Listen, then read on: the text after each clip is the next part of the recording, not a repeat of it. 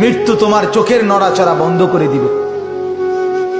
মৃত্যু তোমার কানের শ্রবণ শক্তি স্তব্ধ করে দিবে। মৃত্যু তোমার ঠোঁটের নড়াচড়া বন্ধ করে দিবে। মৃত্যু তোমার জবানের শব্দ উচ্চারণ আওয়াজ বন্ধ করে দিবে। মৃত্যু তোমাকে তোমার কণ্ঠস্বর স্তব্ধ করে দিবে। মৃত্যু তোমার জিহ্বার সব স্বাদ বিনষ্ট করে দিবে। অচিরেই রূহ চলে যাবে, আর কিছুই থাকবে না তোমার। না কানের শ্রবণ শক্তি, না নাকের ঘ্রাণ শক্তি, না চোখের দৃষ্টি শক্তি, না চামড়ার অনুভব শক্তি, না পায়ের চলার শক্তি, না কল্পনার বিবেকের দিমাগের চিন্তা ফিকিরের শক্তি, কিচ্ছু থাকবে না।